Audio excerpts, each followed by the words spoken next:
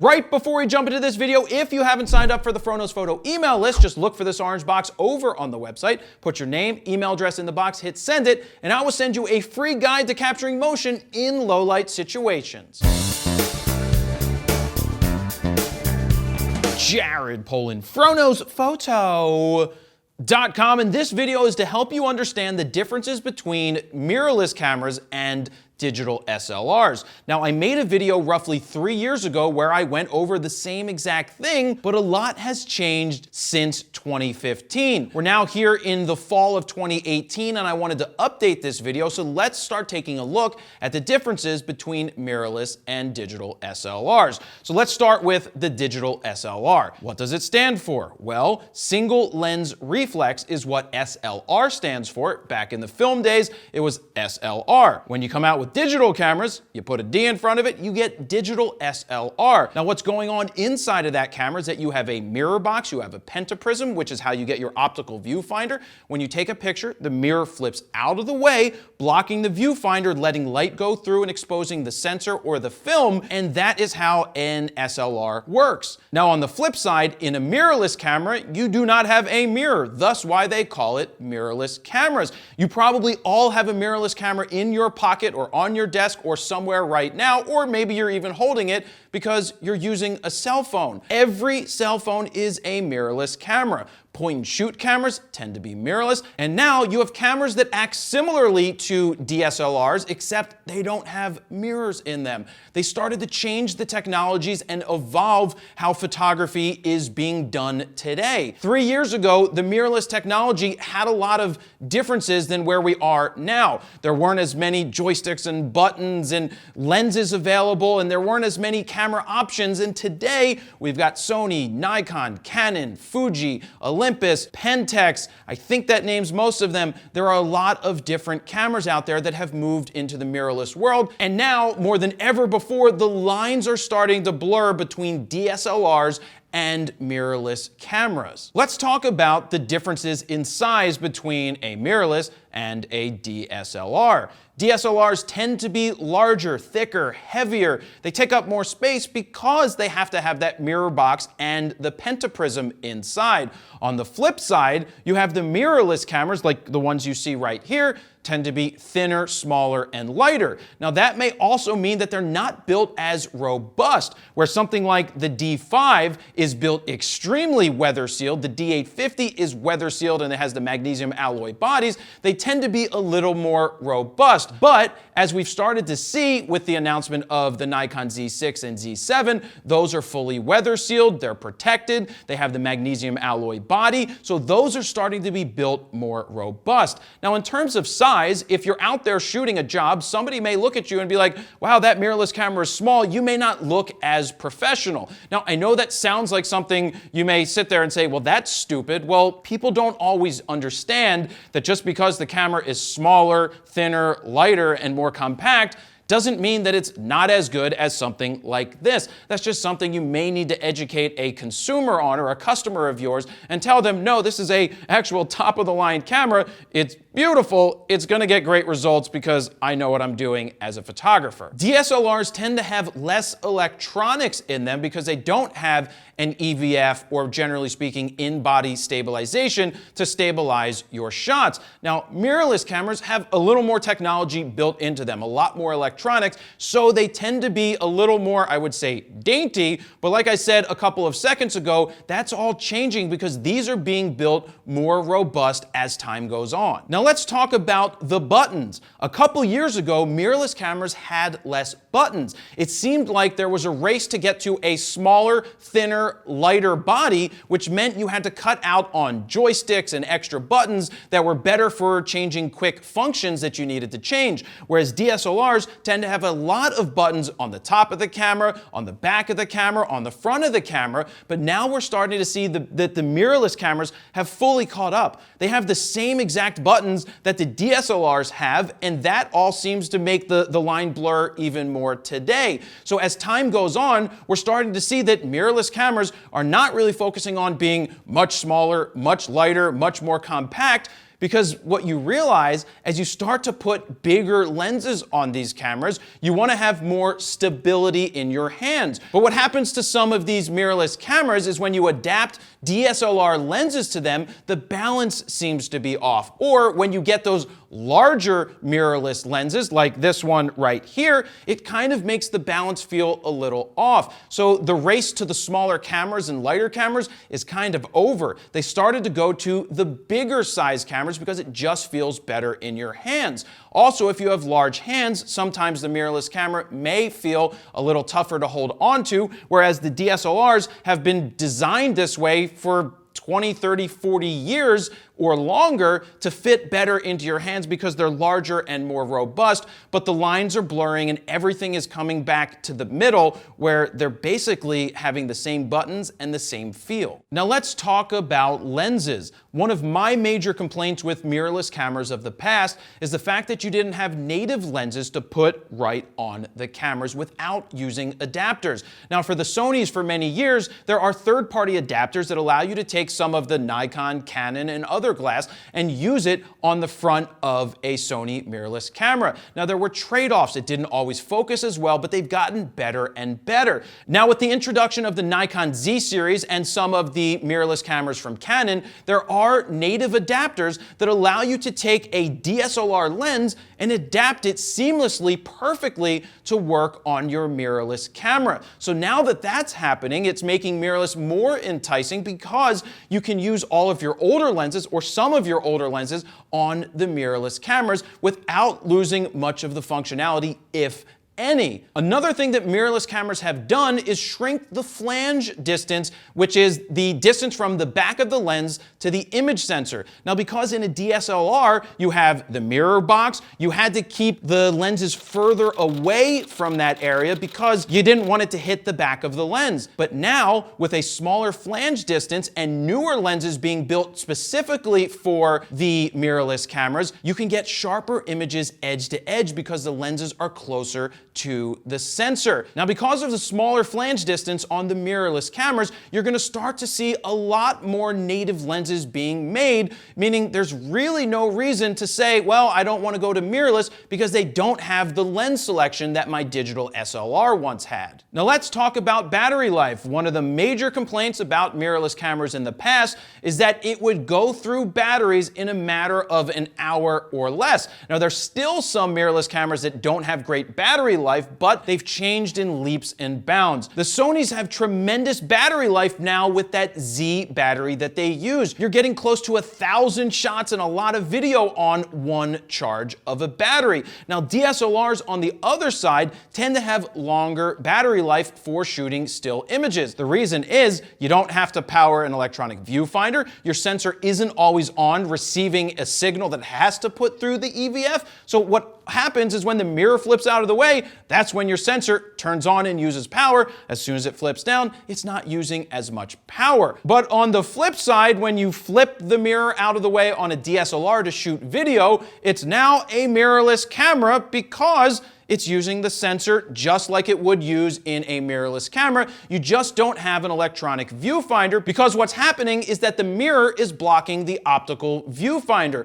Also, you're now using more battery power because the sensor is on receiving the images. So a lot has changed in the last couple of years in battery technology. The batteries keep getting better and better in the mirrorless cameras, meaning they are up to par with their DSLR brethren. Another new addition to the battery technology that we're seeing with mirrorless cameras is being able to charge over USB-C. So if you need to get a little extra juice in your camera, you can just plug in that USB-C cable and you can start to charge the battery that way. EVF versus OVF. That's right, it's an electronic viewfinder versus optical viewfinder. There's pros and cons to both. With an optical viewfinder, what you see through the lens is what you're seeing optically because it hits the mirror, the prism, then your eye. On an electronic viewfinder, what you're seeing is an electronic representation of what the sensor is seeing. So the sensor captures the image and then it relays it to the electronic viewfinder, which puts it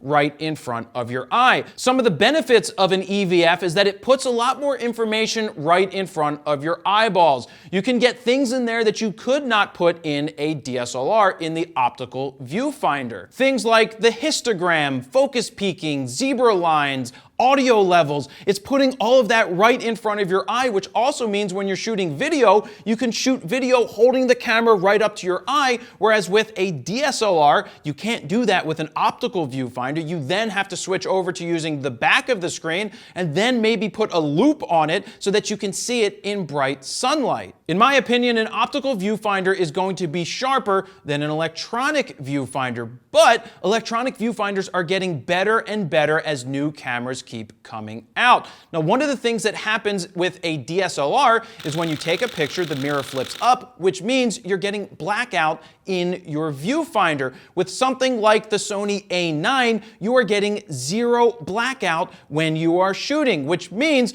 everything that you see, you still continue to see it even when you're taking pictures. So that is one of those benefits of an electronic viewfinder. Now, one of the cons of an electronic viewfinder is it may be harder to see in low light, and it also may be harder to see when you're in bright sunlight. Now, some of these cameras have low refresh rates, which means that it doesn't look as clear when you're trying to follow a subject, meaning you may get some lag time. But in the next couple of years, the technology will keep evolving and getting better, and you'll start to see almost no difference between the clarity of an optical viewfinder and an electronic viewfinder. Still, an optical is going to always be best because it's optical, but the electronic viewfinders are getting better and better. One of the things you can do with an electronic viewfinder is make it much brighter if you're outside and it's really sunny. But what happens there is that you may not be getting an exact representation of what your exposure looks like when you're looking through the electronic viewfinder, meaning what you see is generally what you're going to get when you take a picture. And one of the reasons I absolutely love electronic viewfinders, but if you make it brighter and you're just looking at the electronic viewfinder as you change your exposure, it may mean that your exposure may be off. But that's where things like zebra lines and, of course, the old meter come into play, as well as a histogram. So if you just take the proper precautions and learn the extra functions that your EVF offers you, you're still gonna get great images. Let me cut in here real quick and say, since we're talking about gear, have you downloaded my app called My Gear Vault? It's the best way to input, organize, and protect your gear, and it's absolutely free for iOS and Android, so go download it right now, and let's get back to the video. One of the biggest reasons I love mirrorless cameras is that it gives me the ability to shoot silent, completely silent. Now, with a DSLR, in order to shoot completely silent in the past, you needed to use what was called a blimp. Literally, you put your camera inside of this big housing, and when you shoot a picture, nobody hears it. But it's also much harder to use. But in the last couple of years, we started to see that DSLRs were trying to add silent shooting, but it's really not as functional as a mirrorless camera. Now, something like the Sony A9 is a tremendous silent shooter doing 20 frames a second silent. That's great if you need to be silent when you're shooting. But with some of the lower end mirrorless cameras, they do have silent shooting functions, but it's not as good as the higher end pro cameras. The reasons are you may get some jelloing or movement if you're trying to shoot action. But I think as technology continues to evolve, the silent shooting will get better on the lower end cameras. Now, there's even some cameras out there that will switch between the shutter, an electronic shutter, or the other options that it has, because the cameras are smart enough to do that. Now, I absolutely love having the ability to shoot silent. It allows me to capture images that I would have never been able to capture before because the DSLRs make noise. So silent shooting is absolutely the biggest benefit of having a mirrorless camera. Another pro to using the electronic shutter on a mirrorless camera is how many frames per second you can shoot.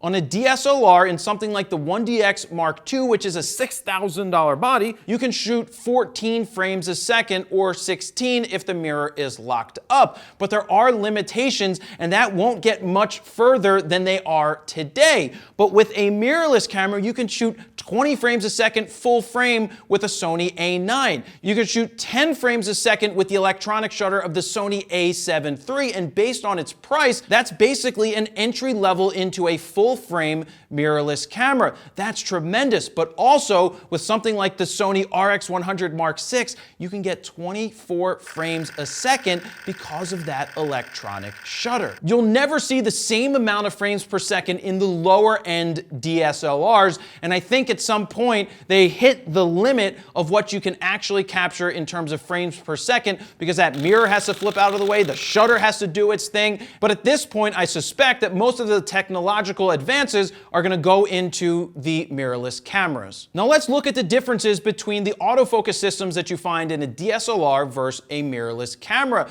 With a DSLR, you tend to see the autofocusing points clumped into the middle of the frame, more so in the middle of the frame. They don't cover as much of the frame as a mirrorless camera. So whereas the highest end DSLRs may cover 60% of the frame with focusing points, the mirrorless cameras can cover over 90% depending on the camera that you're using. That means your focusing system can reach further around to the edges of the frame, making it much easier to shoot. You also have IAF technology built into a lot of the mirrorless cameras, especially the ones that Sony makes. That means that the autofocus will find the eyeball and stick with it. You're not seeing that on a DSLR at all. Another cool advancement that you're seeing in mirrorless cameras is the ability to use your thumb on the LCD screen to move your focusing points while your eye is up to the electronic viewfinder. You don't have that with a DSLR, so it just makes it much easier to go ahead and move those focusing points. It's also using phase detect and contrast detect AF to better fine-tune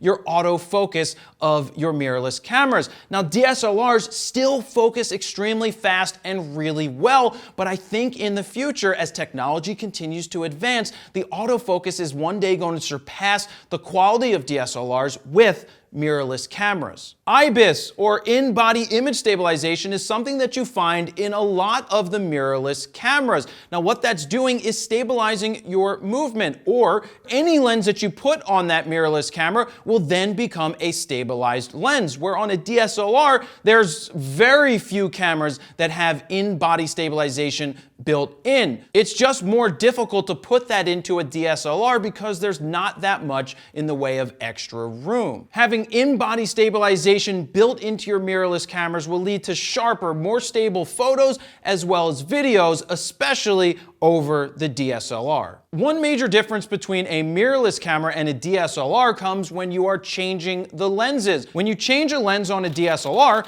the mirrors flip down and the shutter is closed. When you take a lens off the mirrorless camera, your image sensor is exposed. There is no shutter that comes down to block it. That is one thing that these companies need to do, is when you are changing lenses and the camera is off, drop that shutter, because what's happening is you may introduce some extra dust into your camera to go right on the sensor, which could damage it or could just lead to more dust in your images versus a DSLR. Now, that's not saying that you don't get dust on your image sensor on a DSLR. It just seems that it's more protected from damage, especially if you drop something in the camera, or it's raining and water gets in, or something dusty and scratches your sensor. If your sensor gets scratched, it's basically no good. So that's one of the technologies that's better still in a DSLR. It's not even a technology, it's just the fact that the mirror's there and the shutter is down and it's more exposed on a mirrorless camera, so you have to be careful. However, Canon has finally solved this problem in the EOS R, that when you turn it off, the shutter comes down and protects the sensor. So hopefully in the future, all mirrorless cameras will do this as well. In the past, it used to be that mirrorless cameras were less expensive.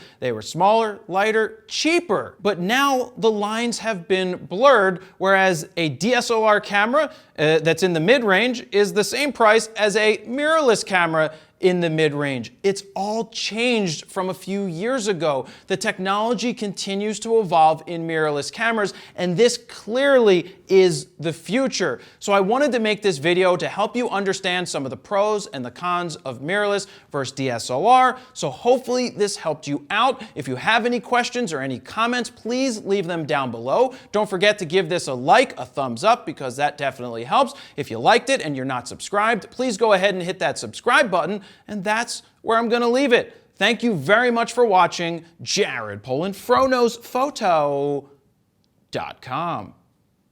See ya.